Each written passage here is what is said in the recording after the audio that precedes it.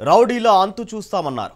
నేరస్తులను వదిలేది లేదంటూ స్పీచ్లు దంచేశారు. రౌడీల గుండెల్లో నిద్రపోతామంటూ సవాల్ చేశారు. చివరికి అన్ని కేసుల్లానే పక్కదారి పట్టిస్తున్నారు.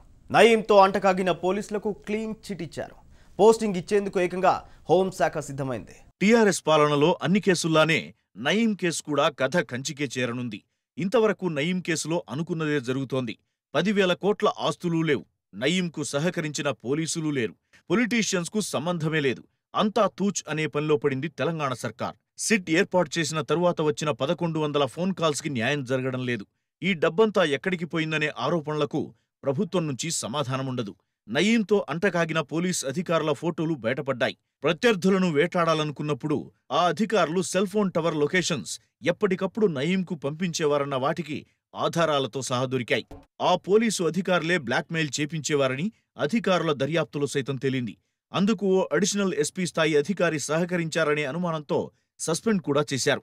నయీంతో సంబంధాలు ఉన్నాయన్న పేరుతో additional SP Maddipati Srinivasarao, ACP Mallineni Srinivasarao, Chintamaneni Srinivasarao, CI Rajagopal, మస్తాన్వలీలను గత ఏడాది మే 10న సస్పెండ్ చేశారు. టీఆర్ఎస్ ప్రభుత్వం హడావుడిని చూసి నయీం కేసులో పోలీసులపై చర్యలుంటాయని భావించిన బాధితులకు అన్యాయమే జరిగింది.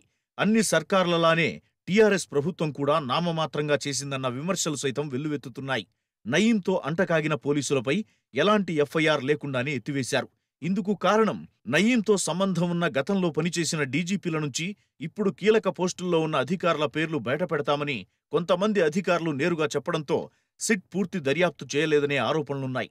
ఇక కేంద్రంలో చక్రం తిప్పుతున్న ఏపీ నేతతో ఇద్దరు అధికారులు పైరవీలు చేసి తెలంగాణ ప్రభుత్వంపై ఒత్తిడి పెంచినట్లు తెలుస్తోంది. దీంతో ఆ ఇద్దరి అధికారులకు పోస్టింగ్ ఇచ్చేందుకు తెలంగాణ హోంశాఖ సిద్ధమైంది. నయీం కేసులో కనీస ఆధారాలు లేకుండా చేయడంలో కేసీఆర్ సర్కార్ విజయం సాధించిందని ప్రతిపక్షాలు విమర్శిస్తున్నాయి. కుటుంబ సభ్యులను మాత్రమే కేసులో ఇరికించి ఆస్తులను అదృశ్య శక్తులు కాజేసే ప్రయత్నం చేశారని దుయ్యబడుతున్నారు.